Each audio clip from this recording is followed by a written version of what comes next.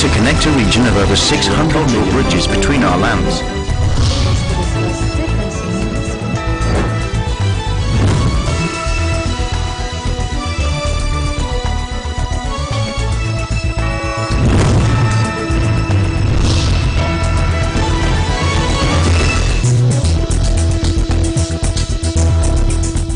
Hello and welcome to ASEAN in Focus. I'm Nea Mangawang, delivering to you the latest news in and around the ASEAN region. On today's headlines. A powerful quake struck the Indonesian holiday island of Lombok, killing at least 91. President Jokowi orders maximum relief effort for the victims. U.S. Secretary of State Mike Pompeo calls for pressure to be maintained on North Korea as concerns mount that Pyongyang is making slow progress towards denuclearization. And Indonesian President Joko Widodo led some of 65,000 of his compatriots in a mass dance to promote the Asian Games.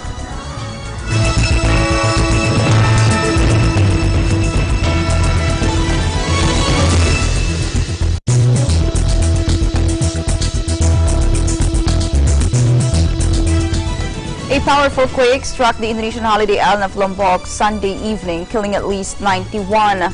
The quake also wounded hundreds. This figure has been confirmed by National Disaster Agency spokesman Sutopo Purwonugroho early Monday. He said that thousands of buildings were also left damaged. The 6.9 magnitude tremor, which triggered panic among tourists and locals, was also felt on the neighboring island of Bali, one of Southeast Asia's leading tourist destinations. Nugroho said an initial tsunami warning, which was later cancelled, had sparked terror as residents scrambled to reach a safer ground. Most of the victims in the latest disaster died in mountainous northern Lombok, away from the main tourist spots on the south and west of the island. Thousands of people were evacuated to outside shelters. The U.S. Geological Survey said the shallow quake hit northern Lombok just 10 kilometers underground and was followed by 2 further secondary quakes and nearly 24 aftershocks.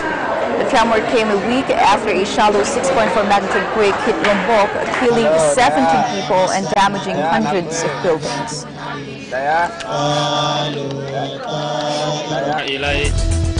Indonesian President Joko Widodo has expressed deep sorrow for those who died after Sunday's earthquake and ordered a maximum relief effort for earthquake victims. Jokowi said he had instructed officials from various institutions, including the National Disaster Mitigation Agency, Social Affairs Ministry, Public Works and Housing Ministry, and the Indonesian military to work together to help people affected by the disaster.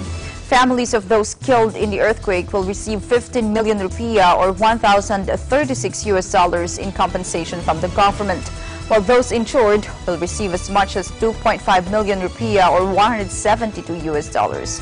Police, military, government agencies, and volunteers are already coordinating on emergency and relief efforts. Foreign tourists, meanwhile, have fled to Lombok Airport seeking to leave Indonesia, and airport authorities have requested additional flights to accommodate the influx. 1,000 tourists were evacuated from the Gili Islands, northwest of Lombok, by boat. For other news, U.S. Secretary of State Mike Pompeo called for pressure to be maintained on North Korea as concerns mount that Pyongyang is making slow progress towards denuclearization. On Saturday in Singapore, ahead of a major security forum, Pompeo called for maintaining diplomatic and economic pressure against Pyongyang. I've also emphasized the importance of maintaining diplomatic and economic pressure on North Korea to achieve the final fully verified denuclearization of the DPRK, as agreed to by Chairman Kim. At a landmark summit with President Donald Trump in June, the North's leader Kim Jong-un signed up to a vague commitment to the denuclearization of Korean Peninsula, a far cry from long-standing U.S. demands for complete, verifiable, and irreversible disarmament. Although there have been small signs of progress since the summit, news reports indicate Pyongyang is continuing to build rockets, and there have been concerns that some member states are relaxing the enforcement of United Nations sanctions on the North.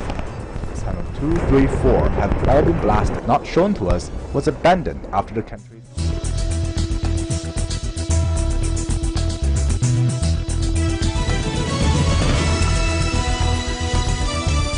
In response, North Korea also on Saturday said the U.S. was acting with quote-unquote alarming impatience on the issue of denuclearization after Secretary of State Mike Pompeo stressed the need to maintain full sanctions pressure on Pyongyang. The contrasting comments at a security forum in Singapore came after a new UN report showed Pyongyang was continuing with its nuclear and missile programs and evading sanctions through ship-to-ship oil transfers. At historic talks with President Donald Trump in June, North Korea's leader Kim Jong-un signed up to a vague commitment to the denuclearization of the Korean Peninsula, a far cry from long-standing U.S. demands for complete, verifiable, and irreversible disarmament. While U.S. officials have publicly been optimistic about the agreement, Pyongyang appears to have made little substantial progress, and concerns have been growing that some UN member states have been easing sanctions. At the ASEAN Regional Forum, Foreign Minister Ri Yong-ho insisted North Korea stood firm in its determination and commitment to implement the June agreement signed in Singapore. North's Foreign Minister Ri Yong-ho in a statement said that, quote, despite goodwill measures taken by the North, Washington was raising its voice louder for maintaining the sanctions against the DPRK. Meanwhile, Singapore said that the United States and the two Koreas have major issues to resolve. Take a listen. And we had some very frank discussions, especially at the ARF, where both the US and DPRK and ROK are all present. There are major issues that they need to resolve.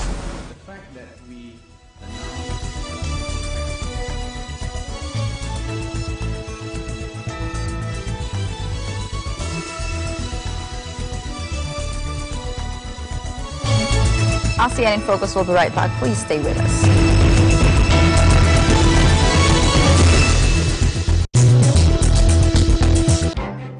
Events happen around us all the time, in our community, in our country, around the world. Events that affect people, move communities, or simply inspire us. Interesting events that people need to know. In these interesting times, we continue to be a competent partner in delivering news about these events. Fast, accurate, balanced, eager news, because we live in interesting times.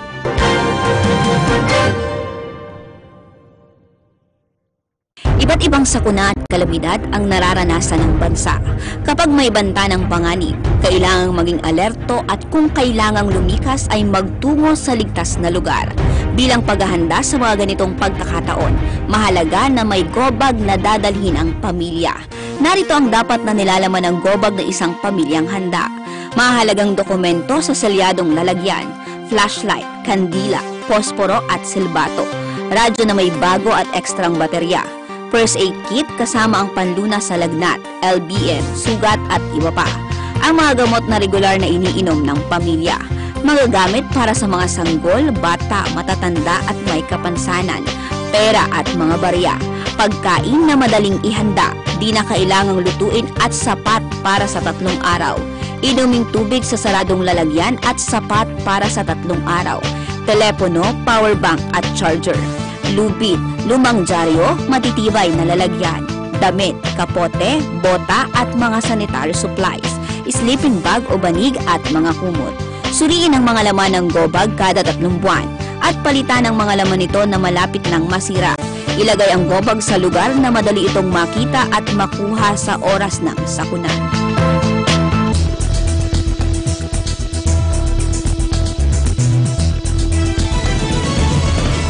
Welcome back. Chinese Foreign Minister Wang Yi on Saturday defended China's military buildup in the South China Sea, calling it actions taken in self-defense in response to security pressure from the United States and other non-regional countries. 第二个消极的动向就是一些域外国家，主要是美国，那么把大规模的战略性的武器频繁的开进这个地区，尤其是南海地区，在这个地区耀武扬威，构成了对包括中国在内的本地区国家安全上的威胁和压力。恐怕这才是军事化的一个地区军事化的一个最大的推手。 Citing aircraft carrier fleets, strategic heavy-duty bombers, and other advanced weaponries, Mr. Wang said, quote, "In the face of such mounting military threat and pressure, regional countries, including China, have naturally resorted to self-preservation and self-defense and have put in place defensive facilities." He accused non-regional countries of trying to stir up trouble at the East Asia Summit, a meeting of ASEAN and 8 non-member countries, namely Australia, China, India, Japan, New Zealand, Russia, South Korea, and the United States. He said, quote, "We hope they will show greater understanding and support for the positive efforts made by regional countries, China and ASEAN included, for peace and stability." These efforts include a single draft negotiation text for the Code of Conduct in the South China Sea, announced on Thursday and agreed on by ASEAN and China in June. Mr. Wang said these negotiations can be placed on the fast track if there are no disturbances from outside. Commenting on Mr. Pompeo's policy statements made during his trip through Southeast Asia this week, Mr. Wang said, 沟通，我们注意到国务卿先生这几天在我们这个地区访问了一些国家，也发表了一些政策性的演讲。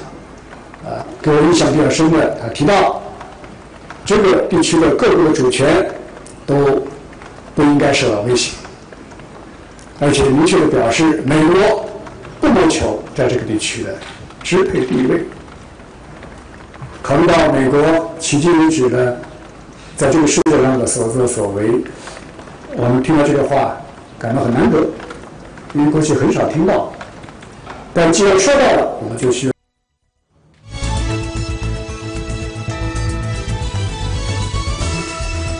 Southeast Asia and Europe stressed the importance of pushing back against protectionism and threat of global trade wars as their ministers work towards the eventual goal of a region-to-region free trade pact. The U.S. is embroiled in trade spats with China and close allies, including the European Union, imposing tit-for-tat tariffs on billions of dollars worth of goods and heightening fears of economic pain that could spread worldwide. At a meeting in Singapore, EU Foreign Policy Chief Federica Mogherini assured her Southeast Asian counterparts that they could count on instead of damaging trade wars. And we stand on the side of peace and we stand on the side of a free and fair trade that benefits all instead of damaging trade wars. And we stand on the side of peace and security because we know that conflicts in our times have a global fallout. The bilateral trade agreements between the European Union and Singapore, Vietnam, Indonesia, Malaysia, Philippines, Thailand, and possibly others will be the stepping stones towards a future region-to-region deal. If our two regions join forces, we could set a new standard for global trade with more growth and more protection for our citizens, our goods, and our environment.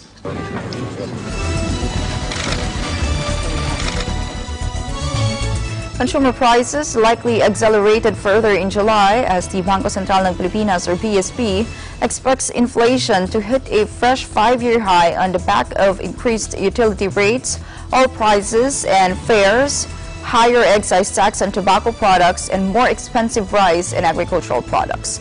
The BSP's Department of Economic Research said inflation would likely hover between 5.1 and 5.8% in July, primarily due to the increase in electricity rates in areas serviced by Meralco, as well as higher water rates imposed by Maynilad and Manila Water. Inflation rose to a fresh 5-year high of 5.2% in June, bringing the 6-month average to 4.3% and exceeding the BSP's 2 to 4% target, primarily due to rising global oil prices, as well as the impact of the implementation of Republic Act 10963, or the Crane Law. This prompted the BSP's Monetary Board to deliver a combined 50 basis point increase in interest rates through back-to-back hikes last May 10 and June 20 to curb rising inflationary pressures. BSP Governor Nestor Espinilla Jr. said current inflation pressures are driven mainly by supply-side factors related to rising global oil prices, higher excise taxes, and weather-related disruptions, factors that are generally outside the scope of monetary policy. Meanwhile, the Philippine Embassy in Moscow, a Philippine ambassador to Russia, presented loyalty certificates and pins to its 3 personnel in recognition of the long service they have rendered to the embassy. Emmy Coloma reports. In a simple ceremony at the Philippine Embassy in Moscow, Philippine ambassador to Russia presented loyalty certificates and pins to its 3 personnel in recognition of the long service they have rendered to the embassy and to the Department of Foreign Affairs. One of the awardees is Miss Eden La Forteza Salting, who's been serving the embassy for 20 years as FSSE-1 Attaché Property Officer. 20 taon na po akong nagtatrabaho sa departamento to at ako'y talagang magtrabaho dito sa embahada sa Moscow, Russia.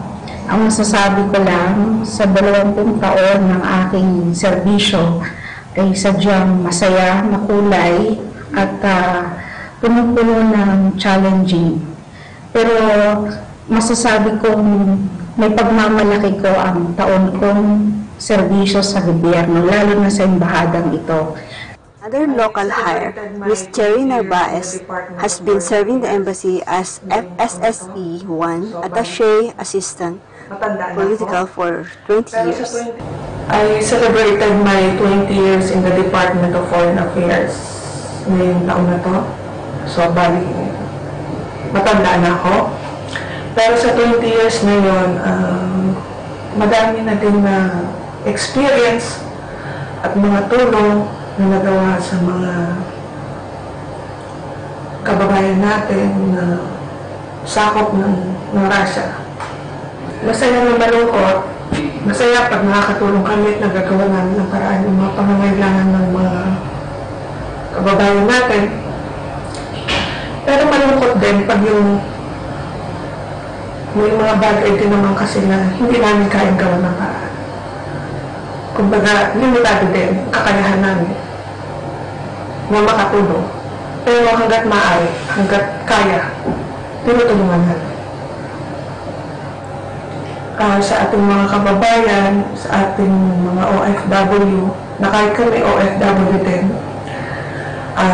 magtiwala lang kayo sa embassy at gagawin namin yung aming makakaya, lahat ng aming makakaya para makatulong at mabigyan solusyon ang mga problema inyong kinakaharap.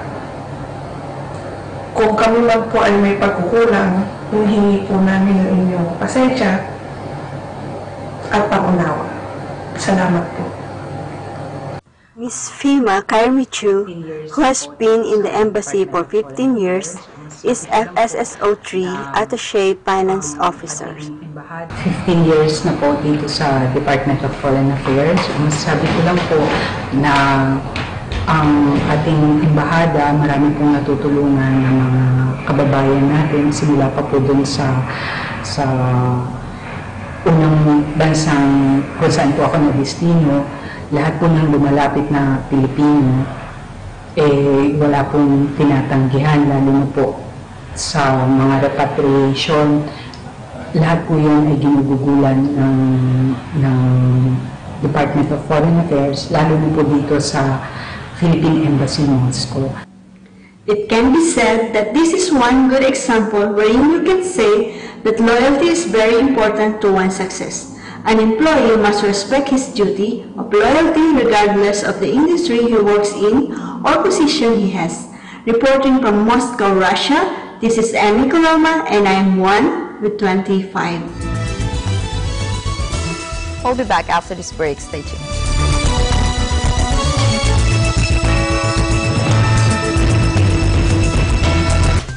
Iba't ibang di pangkaraniwang pangyayari ang nagaganap sa ating komunidad sa buong bansa at magiging sa iba't ibang panig ng daigdig. Mga pangyayaring nagpapakilo sa damdamin, nagsisilbing inspirasyon at nakakaapekto sa mga mamamayan. Sa mata ng Agila, patuloy kaming maghahatid ng tunay, patas at balanse mga balita na walang ibang motibo kundi serbisyo publiko. Subaybayan ang mga hatid naming balita sa Eagle News PH Facebook at Twitter pages. At sa Eagle News Live YouTube channel. At sa aming website, ang eaglenews.ph. Mata ng Agila! Lunes hanggang Biyernes, alas 6 hanggang alas 7:30 ng gabi. Landmarks, Linggo, alas 6 hanggang alas 7 ng gabi.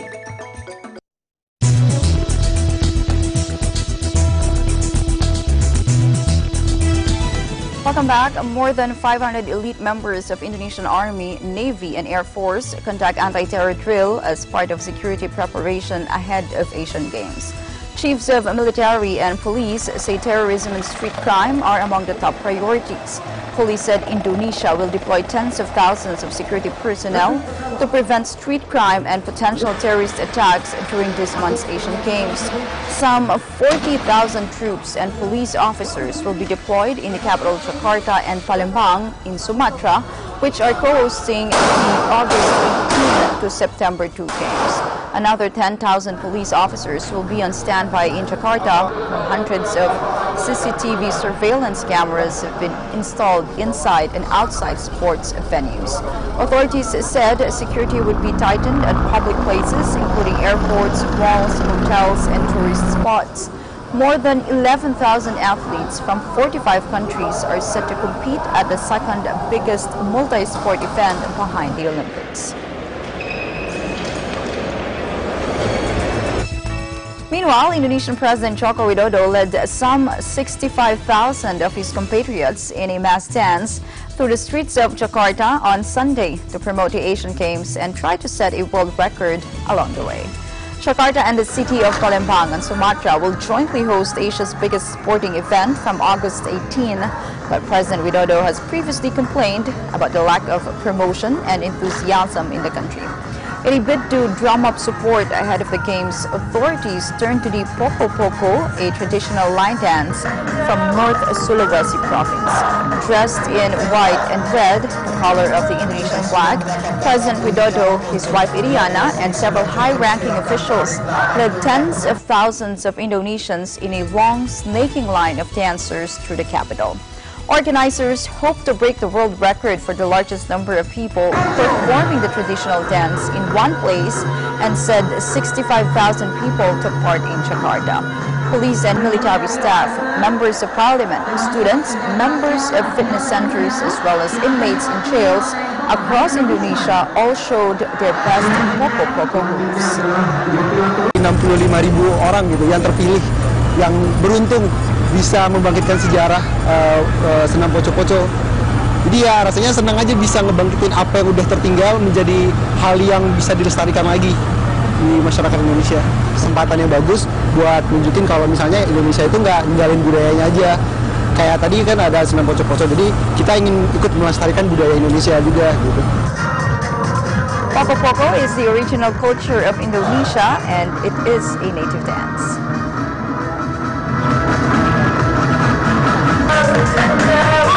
Finally, in today's program, hundreds of Philippine mothers simultaneously nursed their babies in a public on Sunday, some of them two at a time, in a government-backed mass breastfeeding event aimed at combating child deaths. Take a look. 24 hours, no wait, all you can eat. Good, fresh dairy, fresh milk on top.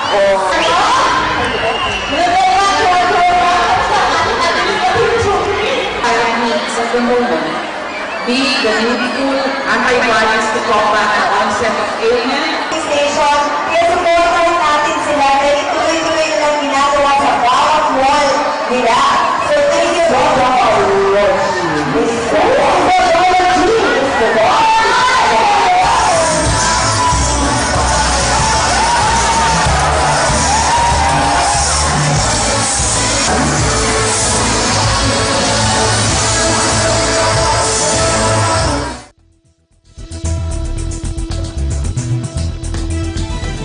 And that is the latest news in the Southeast Asian nations. Stay updated about the ASEAN region. I'm Nea Mangawang. Thank you for joining us. It has been both an honor and a privilege to be of service. Till next time, I'm always one with 25.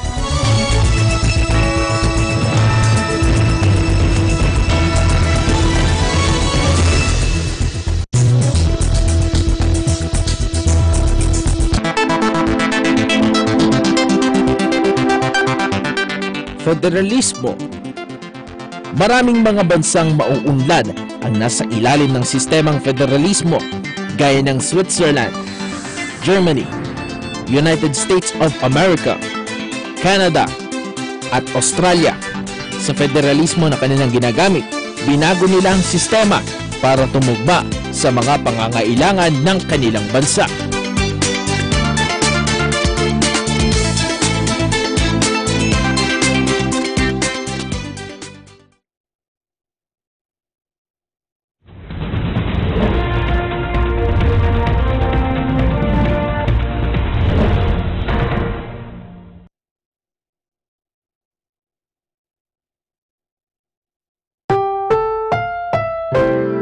Ang susunod na programa ay rated PG. Ito ay nangangailangan ng patnubay at gabay ng magulang para sa mga batang manonood.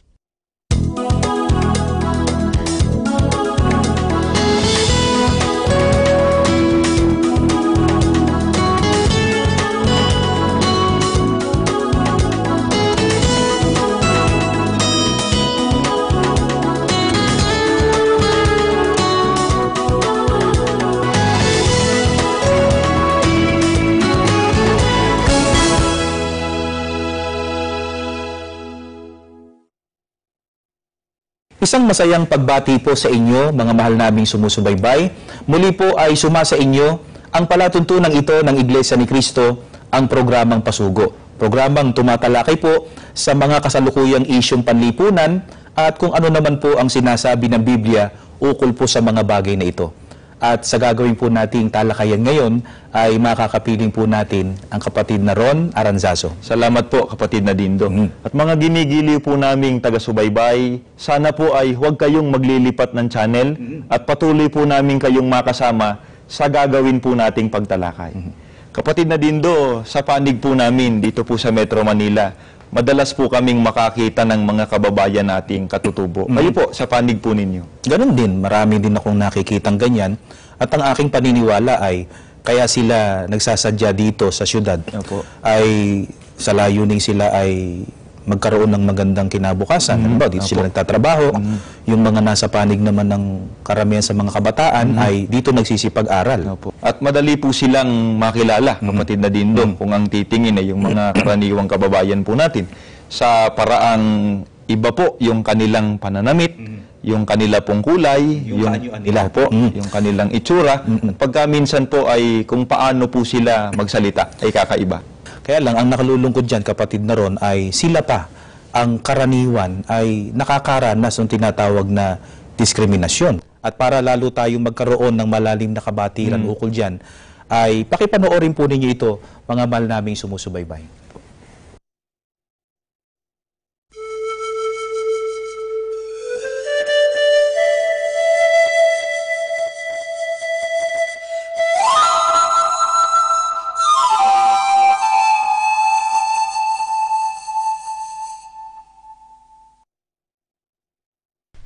Isa sa mga ninuno ng mga Pilipino ang mga Aita.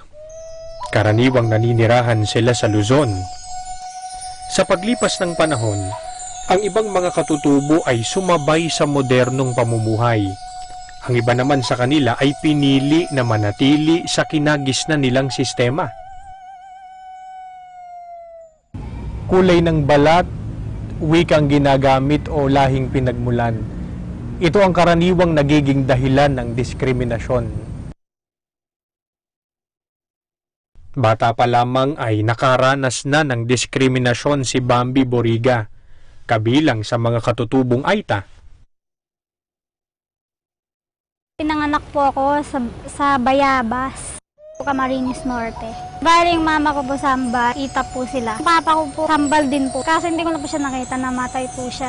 Yung mama ko po nag-asawa ng taga Bicol. Pero nung nag-aaral pa ako ng elementary, mahirap po talaga yun. Kasi ang dami po talagang nang bubuli. Sabi po nila sa amin, igurot ka, baluga, kulot, salot, ganun.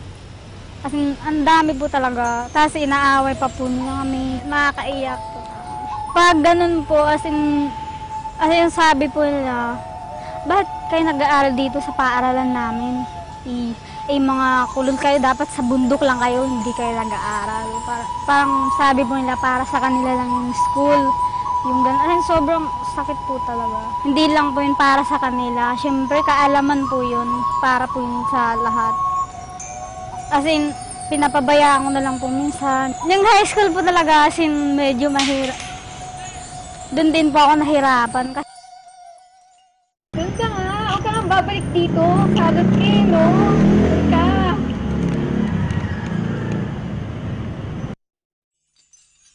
Doon po talaga sasabihan nila, salot ka, ganun.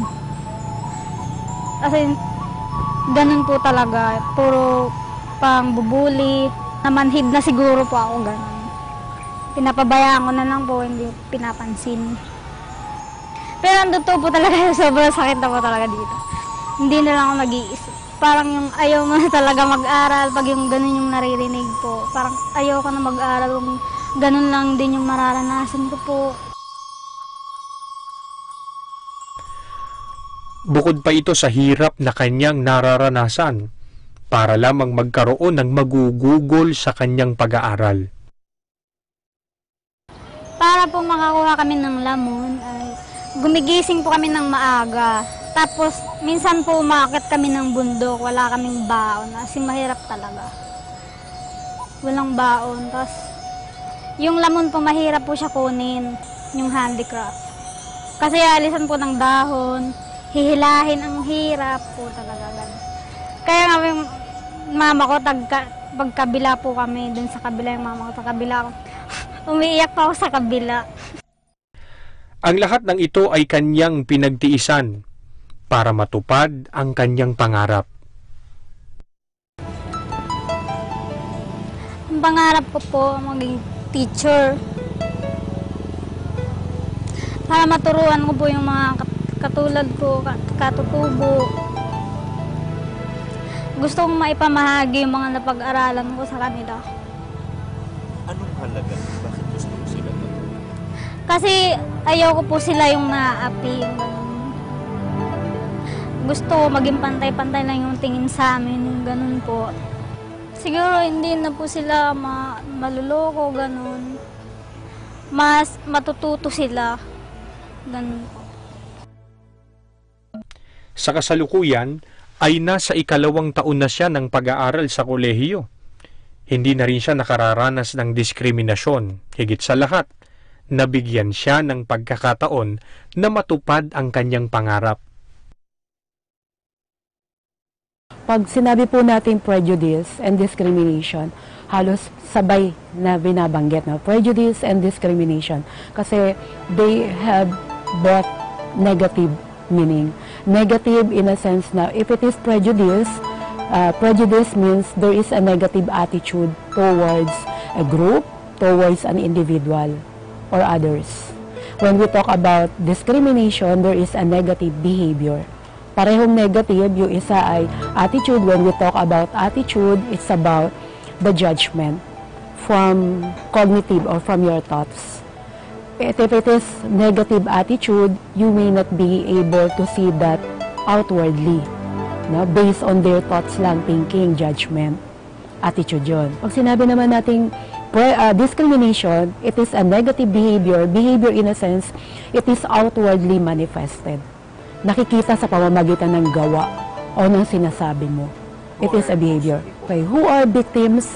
Okay, anybody who is different from us, na minority, may suffered our prejudice and discrimination. Actually, people, you cannot avoid people having that particular negative attitude with somebody or something that is different from yours.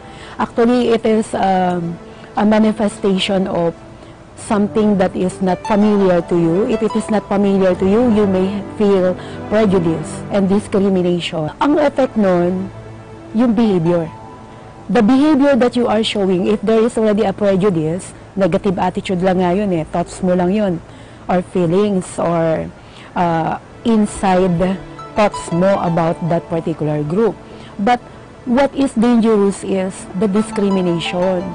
You may do something, you may behave differently that can be detrimental to a particular group or person. Pag mayroon kang ginawang action or behavior na makaka-unfair, na unfair na sa kanila.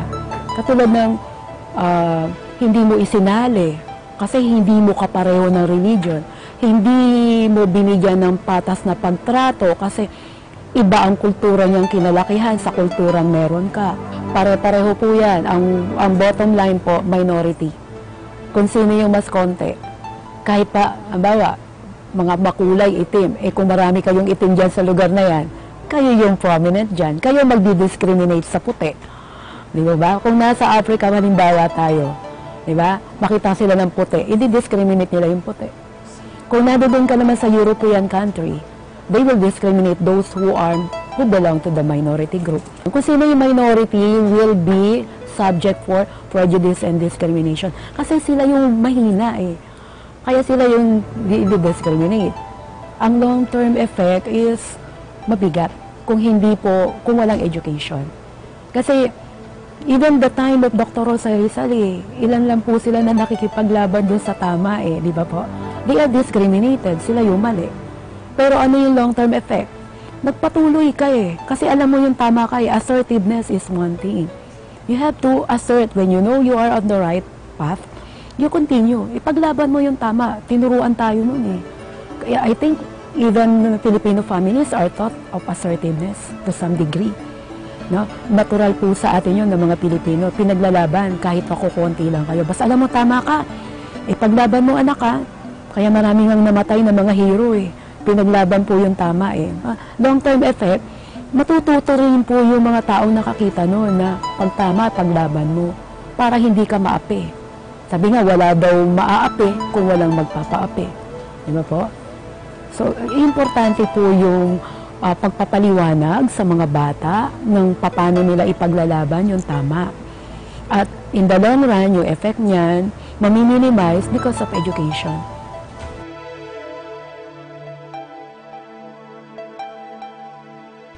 Ang kwento ni Bambi ay isang katunayan na ang diskriminasyon ay patuloy na umiiral.